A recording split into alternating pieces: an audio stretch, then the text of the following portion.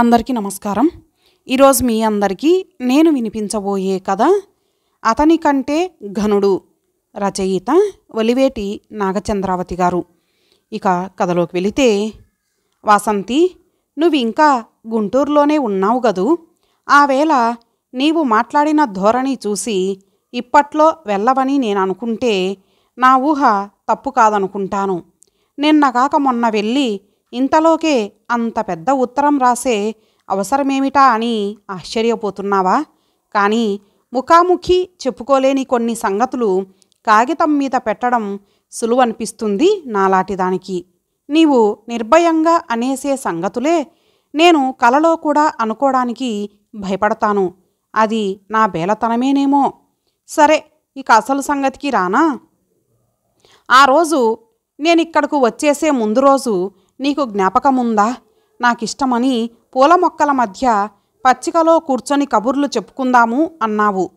అవును, మనలాగే ఏ రోజుకా రోజు కొత్త ఆశలు, కొత్త కోరికలు నింపుకుంటున్నట్లు కొత్త పూలతో, మొగ్గలతో, చివుళ్లతో కనిపించే మొక్కల మధ్య కూర్చొని ఊహా సౌదాలు కట్టడమంటే మహా ఇష్టంగా ఉండేది ఒకప్పుడు. కానీ ఇప్పుడు ఆ కోరికల తాలూకు నీడలు కూడా నాలో లేవంటే నమ్మలేవు కదూ. నిజమే, నేను అలా కనిపించలేను. అది నా బలహీనతే అంటావో మరేమంటావో ముందు రాసేది చదివి నువ్వే నిర్ణయం చెయ్యి.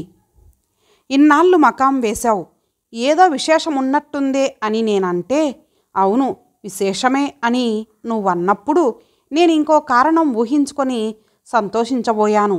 కానీ ఆ మాట అంటున్నప్పుడు నీ మొహంలో జీరాడిన విషాదరేఖ నా ఊహల్ని తారుమారు చేసింది.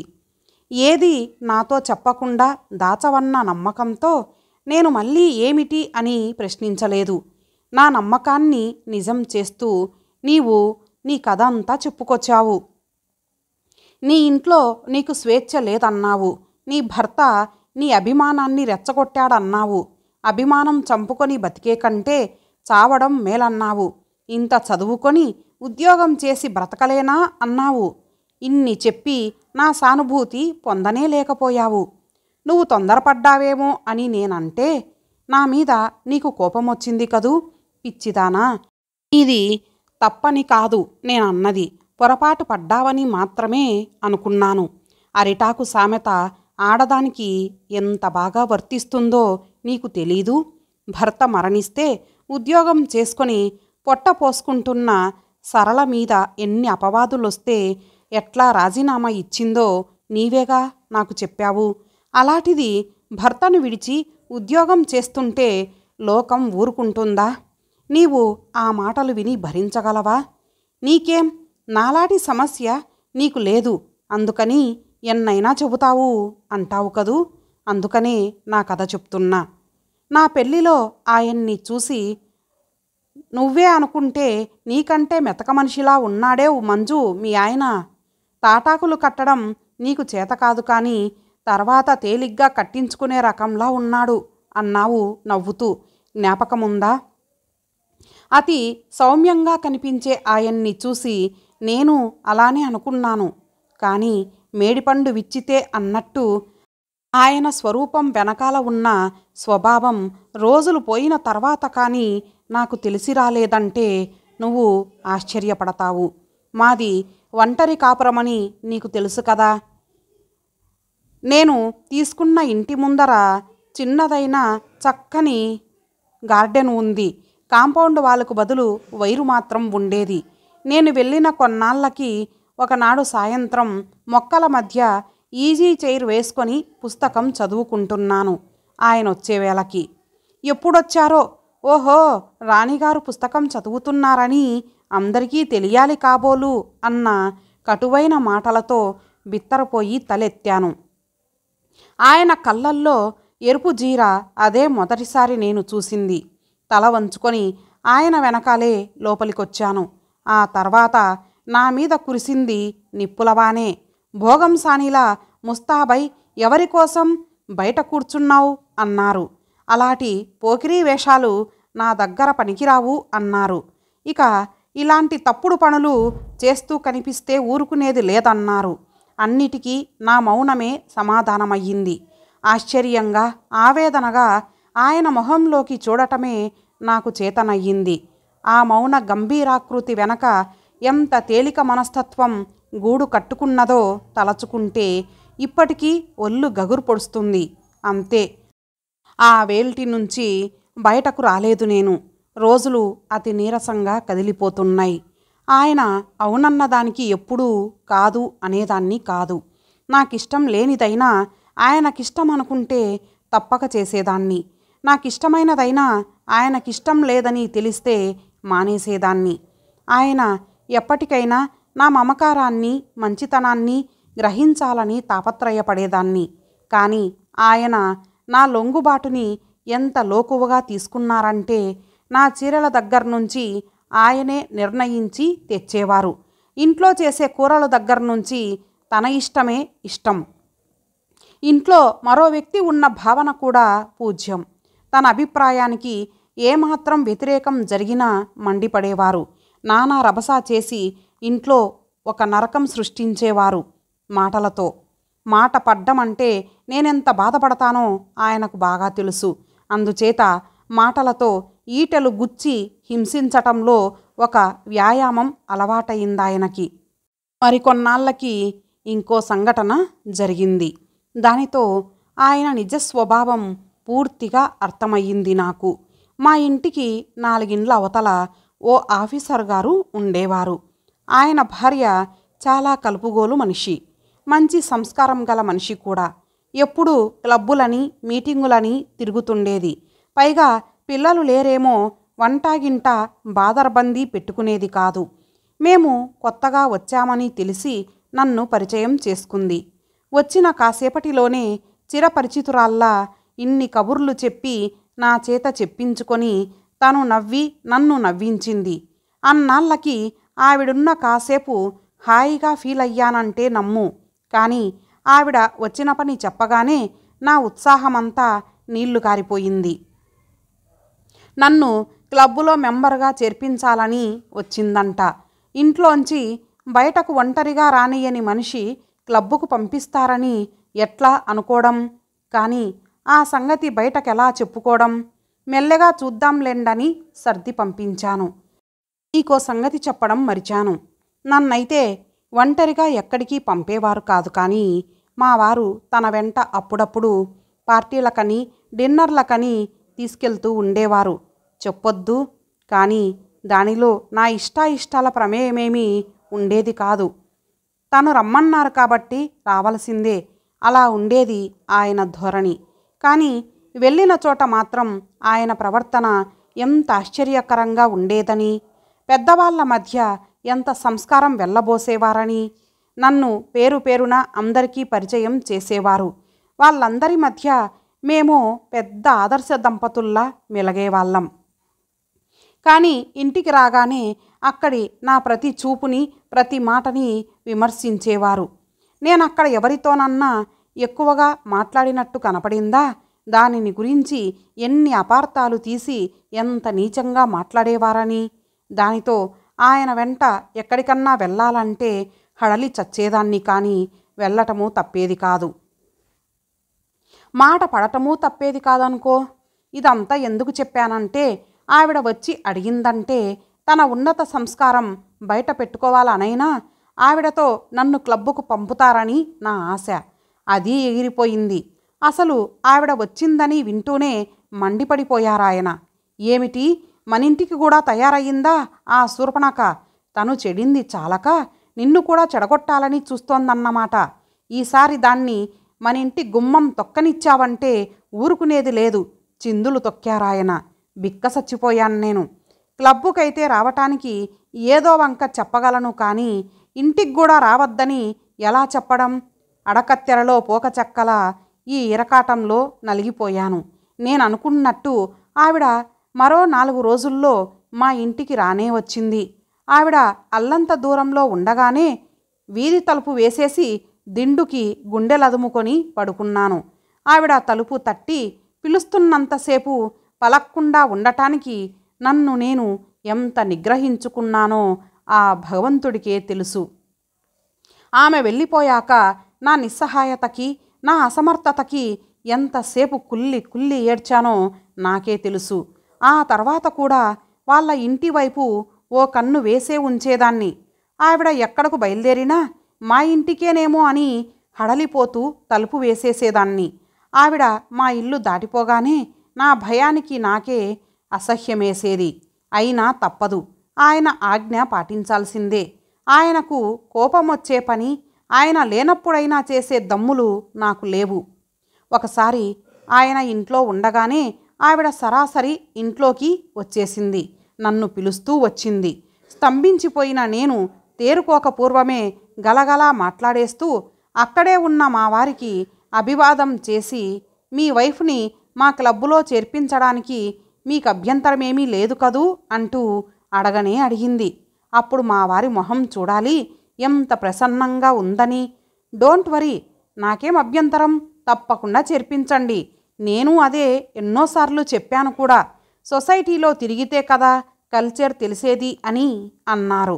నాకంతా నాటకం చూస్తున్నట్టు ఉంది. ఈ మనిషికి ఆ లోపల ఉన్న మనిషికి ఎంత తేడా అని. ఆవిడ అటు వెళ్ళగానే అసలు స్వరూపం బయటకొచ్చింది. ఆవిడ్ని రానివ్వద్దంటే మళ్ళీ ఎందుకు రానిచ్చావు? నొసలు చిట్లించుకుంటూ అడిగారు. నేను ఊరుకోలేకపోయాను. ఆవిడ రాకుండా నేనెన్ని తిప్పలు పడ్డానో చెప్పాను. ఆవిడ వెనకాల ఆవిడ్ని గూర్చి అంత తేలికగా అనేవారు ఎదుట పడగానే అలా ఎందుకు తగ్గారన్నాను. క్లబ్బులో చేర్పించడానికి ఎందుకు ఒప్పుకున్నారు అన్నాను. నా మాటలకి అతి తేలిగ్గా నవ్వేశారాయన. లేకపోతే ఎదురుగానే తిడతారా ఏమిటి? ఎంత చెడ్డ ఆఫీసర్ పెళ్ళాం, నలుగురిలోనూ పెద్ద మనిషిగా చలామణి అవుతోంది. నేను ముఖస్థంగా మంచిగా మాట్లాడినంత మాత్రాన అది మంచిదైపోయిందనుకున్నావా? నేను అలాగే మాట్లాడాలి అంతే. నువ్వు క్లబ్బుకెళ్ళడం ఇప్పుడు నాకిష్టం లేదు. ఇంటి దగ్గర పడుంటేనే నాకు శాంతి. లాయర్ల సమాధానాలు ఇస్తున్నావా? ఇక బయటికి కదిలితే లెక్చర్లే ఇస్తావు అన్నారు వ్యంగ్యంగా. మరి ఆవిడ తీసుకెళ్ళడానికి వస్తే? కంగారుగా అడిగాను. ఏమో, ఏమి చెప్పుకుంటావో నాకు తెలీదు. నువ్వు మాత్రం వెళ్ళడానికి వీల్లేదు తాపీగా చెప్పేసి వెళ్ళిపోయారాయన. అప్పటికి నాకాయన మనస్తత్వం పూర్తిగా అర్థమయ్యింది. తను మాత్రం అందరి దృష్టిలోనూ మంచివారుగాను హుందా అయినవారుగాను ఉండాలి. నేనే వెలితిపడాలి. ఆ తర్వాత నేను ఆవిడ్ని ఎలా వదిలించుకున్నానో నీకు నేను చెప్పలేను. ఇక ఆవిడ వచ్చినప్పుడల్లా నా ప్రవర్తన నాకే అసహ్యమేసేది. ఆవిడ వచ్చి వెళ్ళాక ఆయన అనే మాటలు నా గుండెల్ని రంపపు కోతలు కోసేవి. ఆ తర్వాత ఆ వీధిలో నాకొచ్చిన పేరేమిటో తెలుసా? పుట్టి ఉలిపికట్టె మనిషి, నలుగురితో కలవదు, కావలసినంత గర్వం అని. అలాంటి మాటలు విన్నప్పుడల్లా నాలో నేనే నవ్వుకునేదాన్ని, ఏం చెయ్యలేక. ఇక ఒక్క సంగతి చెప్పి ముగిస్తా. దీనితో నాకు నా ఇంట్లో స్థానమెంతో నీకు తెలిసిపోతుంది. ఆ వేళ భోజనాల దగ్గర నాన్నను గురించి ఏదో హీనంగా మాట్లాడారాయన. నాకు నన్నన్నా బాధగా ఉండదు కానీ ఏం చెప్పను, అలా బండవారిపోయింది మనస్సు.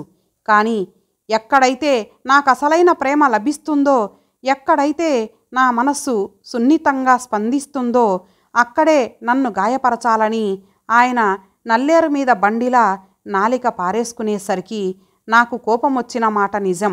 కానీ అప్పుడు నేనేమన్నా? ఆయనలో విచక్షణ మొదలంట నశిస్తుందని నాకు తెలుసు. అంచేత నే తింటున్న కంచంలో నీళ్లు పోసి లేచి చక్కాబోయాను, నా కోపానికి సూచనగా.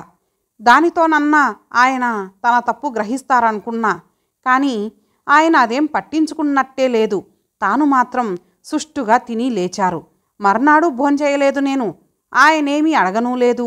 కానీ బయటకు వెడుతూ మాత్రం ఒక విసురు విసిరారు. ఒకరోజు కూడు మానేస్తే ఒంటికి మంచిదేలే అంటూ. నాకు ఒళ్ళు మండిపోయింది. అంతేనా? నేను తిన్నా తినకపోయినా ఆయనకేమీ నొప్పి లేదా? నా మీద ఏమాత్రం ప్రేమ ఉన్నా ఆయనింత నిర్లక్ష్యంగా ఉండగలరా? చెప్పలేనంత బాధతో మరీ నీరసపడిపోయిందనుకో నా శరీరం. అయితే నీరసంతో పాటు పట్టుదల పెరిగింది నాలో. ఎలాగైనా ఆయన్ని మార్చి తీరాలి. ఆయనలోని మానవత్వాన్ని మేలుకొలపాలి. నా పట్టు విడవకూడదు అనుకున్నాను. మూడో నాడు ఎలాగో ఆయనకు వంట చేసి పెట్టాను. ఎన్నాళ్ళు ఈ నిరసన వ్రతం అన్నారాయన కరుకుగా. చచ్చేదాకా అన్నాను కసిగా. సరే కానీ అది నా ఇంట్లో జరగడానికి వీల్లేదు. నీకు చావాలని మనసుగా ఉంటే మీ ఇంటికి వెళ్ళి ఆ కార్యక్రమం నిర్వర్తించు భేషుగ్గా ఖచ్చితంగా చెప్పేసి వెళ్ళిపోయారాయన. స్తంభించిపోయాను నేను. ఆయన నోటి వెంట అటువంటి మాట వస్తుందనుకోలేదు. కనీసం ఊహించలేదు. నాలో అగ్నిపర్వతం బ్రద్దలయ్యింది. ఛీ, ఇటువంటి బ్రతుకు బ్రతికే కంటే చస్తేనే మేలు. అవును, ఆయన అన్నట్లు ఇక్కడ చచ్చే కంటే అక్కడ నా వాళ్ళింట్లో చస్తే 4 కన్నీటి చుక్కలన్నా దక్కుతాయి. ఆయనతో చెప్పి మా ఇంటికి వచ్చేశాను. చావటానికి మాత్రమే మా ఇంటికి వచ్చాననుకున్నా లోపలేదో ఆశ. నే చచ్చాకైనా ఆయన మనసు మారదా?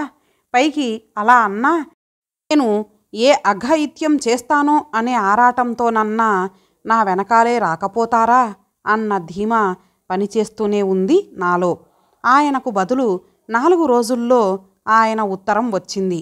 ఔత్సుక్యంతోనూ అవమానంతోనూ కుతకుతలాడుతున్న మనస్సుని అదుపులోకి తెచ్చుకుంటూ విప్పాను. ఆ ఉత్తరంలోని సంగతులు నేను వివరంగా చెప్పే బదులు ఉన్నది ఉన్నట్టు రాస్తున్నాను. నువ్వు నన్నేదో బెదిరిద్దామని వెళ్ళినట్లున్నావు. పాపం, నా సంగతి నువ్వు బాగా అర్థం చేసుకోలేదు. నేను నీకోసం అక్కడకు వస్తాననే దురభిప్రాయంతో ఉన్నట్లున్నావు. నేను అలాంటి తెలివి తక్కువ వాణ్ణేమీ కాదు. నీవు కాకపోతే నీ తలలో జేజమ్మ లాంటి వాళ్ళని, నీ వల్ల తీరే అవసరాన్ని తీర్చేవాళ్ళని కొల్లలుగా తెచ్చుకోగలను. నీదాకా రానక్కర్లేదు. చస్తానని బెదిరించావు. నీవు అంత సాహసం చెయ్యలేవని నాకు తెలుసు. నీవు బ్రతికి ఉండగానే నిన్ను జీవోత్సవంలా చెయ్యగలను. 4 రోజుల్లోగా వచ్చావా సరే, లేకపోతే నీవు నాకు అక్కర్లేదు, ఆలోచించుకో. ఇట్లు రావు. ఉత్తరం పూర్తిగా చదవకముందే కృంగిపోయాను నేను. నా ఆఖరి ఆశ కూడా అణగారిపోయింది. ఇక ఆయన మారేది కల్లా. ఇప్పుడు నా భవిష్యత్తు నిర్ణయం నా చేతుల్లో ఉంది. అన్నిటికీ లొంగిపోయి జీవోత్సవంలా ఆయన వద్దకు వెళ్ళిపోవటమో, లేకపోతే అమ్మా నాన్నకు అసలు సంగతి చెప్పేసి నా బ్రతుకు తెరువు నేను చూసుకోవటమో నేను చెయ్యాల్సి ఉంది. మూడోది నా ఆత్మహత్య. కానీ చావటమంత తేలికగా కనిపించలేదు నాకు. ఒంటి మీద చీమ పాకుతుంటే ఎక్కడ కుడుతుందో అని ముందే విదిలించే నాకు చచ్చేటంత ధైర్యం ఎలా వస్తుంది? ఇక ఉన్న సంగతి మా వాళ్ళకి చెప్పి వాళ్ళ మనసుల్ని కూడా వ్యధాపూరితం చేయడం నాకిష్టం లేకపోయింది. ఇప్పటిదాకా నేనేదో రాజభోగం వెళ్ళబోస్తున్నట్లు నా చీరల్ని చూసి నగల్ని చూసి మహదానందం పొందుతున్నారు వాళ్ళు. మా అమ్మాయండి, మా అల్లుడు ఇంజనీరు, 500 జీతం అని సగర్వంగా చూపిస్తున్న అమ్మ పక్కన పట్టుజీర కట్టుకొని ఒంటెడు నగలు దిగేసుకొని అంతకంటే ధీమాగానే నటించేస్తున్నాను నేను. ఆ ధీమా అంతా ఆయన నన్ను వదిలేసిన నాడు ఏమవుతుంది? నేనేదో సుఖపడుతున్నానని సంతోషిస్తున్న అమ్మా నాన్నల ఆనందాన్ని భగ్నం చెయ్యటమే కాకుండా లోకుల దృష్టిలో ఎంత పలచనైపోతాను. మిగిలినదొక్కటే మార్గం. ఆ మర్నాడే ఆయన దగ్గరకు వెళ్ళిపోయాను. అంతే. ఇప్పుడు నా జీవితంలో ఏ ఒడిదుడుకులు లేవు. నా ఆశలు అభిమానాలు పూర్తిగా నాశనం చేసేసుకున్నాను. అలా చెయ్యబట్టే అందరి దృష్టిలోనూ అదృష్టవంతురాలిని అనిపించుకుంటున్నాను. ఇప్పుడు చెప్పు వాసంతి, నేను ఎంత అదృష్టవంతురాలినో. చిన్నప్పటిలా నీవు తొందరపడితే మందలించలేనిప్పుడు. అందుకే ఆలోచించుకోమని మాత్రం చెబుతున్నాను. నీ మాటెంత కఠినమో మనసంత సున్నితమని నాకు తెలుసు. స్వతంత్రంగా ఉద్యోగమైతే చేసుకోగలవు, కానీ అది భారమైనప్పుడు కాలదన్నిన కాపురాన్ని తిరిగి కూర్చుకోలేవు. తొందరపడి ఏ నిర్ణయానికి రావని తలుస్తూ మంజుల. ఉత్తరం మడిచి కళ్ళు మూసుకొని పక్క మీదికి ఒరిగింది వాసంతి. మనసంతా మంజుల వదనారవిందంతో నిండిపోయింది. అంతటి బాధను లోపల దాచుకొని కూడా చిరునవ్వు మొహంతో ఉండగలిగిన మంజులను తలచుకుంటే ఆశ్చర్యంతో పాటు జాలితో నిండిపోయింది ఆమె హృదయం. మంజుల భర్తకి తన మూర్తికి పోలికే లేదు. తన మాటకేనాడు ఎదురు చెప్పలేదు భర్త. ఆ రోజు విధి తోసుకువచ్చి తాము ఇలా విడిపోవాల్సి వచ్చింది. కానీ ఆ నెల తన ఖర్చు కాస్త జాస్తి అయిన మాట నిజమే. కానీ ఆ నెలే మరిది చదువుకు ఎక్కువ పంపించాల్సి వస్తుందని తనకు మాత్రం ఏం తెలుసు? ఆ నెల అప్పు చేయాల్సి రావటంతో తన మీద విసుక్కున్నాడు భర్త. ఇంకా బాధ్యత తెలుసుకొని పొదుపుగా వ్యవహరించకపోతే ఎలా? దానితో ఎప్పుడూ మాట పడని తనకు అభిమానంతో చచ్చిన చావయ్యింది. దానికి తోడు ఆవేలే అతనితో చెప్పకుండా సినిమాకి వెళ్ళి వచ్చింది. క్లబ్బుకి వెళ్ళిన తనను బలవంతంగా సినిమాకు లాక్కెళ్లారు ఫ్రెండ్సు. అప్పటికి తనెంతో అనునయించి చెప్పింది భర్తకి. తనదే తప్పని, ఇక ఎప్పుడూ ఇలా జరగదని క్షమించమని వేడుకుంది అభిమానం విడిచి. ఎప్పుడూ లేనిది తాను బ్రతిమలాడిన కొద్దీ శ్రీవారు బిర్రబిగిశారు. తాను బాధ్యత ఎరిగి ప్రవర్తించటం లేదన్నారు. ఆడదానికింత స్వాతంత్ర్యం ఇవ్వటం తనదే తప్పన్నారు. చదువుకున్నాననే గర్వం నీకు బాగా బలిసిందన్నారు. అనరాని మాటలన్నీ అంటూ తన అభిమానాన్ని మరింత రెచ్చగొట్టారు. ఆయన నిజస్వరూపం అదేననిపించింది. ఆ సమయంలో అంత తప్పు పట్టడానికి తనేం అపరాధం చేసిందని? పోనీ క్షమాభిక్ష కోరుతుంటే ఎంతకీ కరగడే. తనకి స్వేచ్ఛగా బ్రతికేందుకు స్తోమత లేకపోలేదు. కాగా ఆయన్ను బామాలి బ్రతిమిలాడడం తనదే తప్పనుకున్నది. మర్నాడే పుట్టింటికి వచ్చేసింది. తనది తొందరపాటే. తాను మరికాస్త ఓర్పు వహించి అప్పటికా మాటలన్నీ వినేసి ఊరుకుంటే భర్త తప్పక తగ్గేవాడు. ఆ తర్వాత పశ్చాత్తాపం పడేవారు కూడాను. ఆయన తత్వం తనకు తెలుసు అని ఇప్పుడు అనిపిస్తుంది. కానీ తాను వచ్చేసి ఆయన కోపాన్ని మరింత రెచ్చగొట్టింది. అందుకే తాను వచ్చాక ఉత్తరమైనా రాయలేదు భర్త. మంజుల ఓర్పుతో పోల్చుకుంటే తనదేపాటి? భర్తతో చెప్పకుండా రావటమే కాకుండా వచ్చాక ఉత్తరమైనా రాయలేదు తను. ఇప్పుడు ఏ మొహం పెట్టుకొని ఆయన దగ్గరికి వెళ్ళేటట్లు ఆలోచనలతోనే తెల్లారింది వాసంతికి. మర్నాడు పొద్దున్నే కాలకృత్యాలు తీర్చుకొని వంటింట్లో పీట వాల్చుకొని కాఫీ కలుపుతున్న తల్లికెదురుగా కూలబడింది వాసంతి.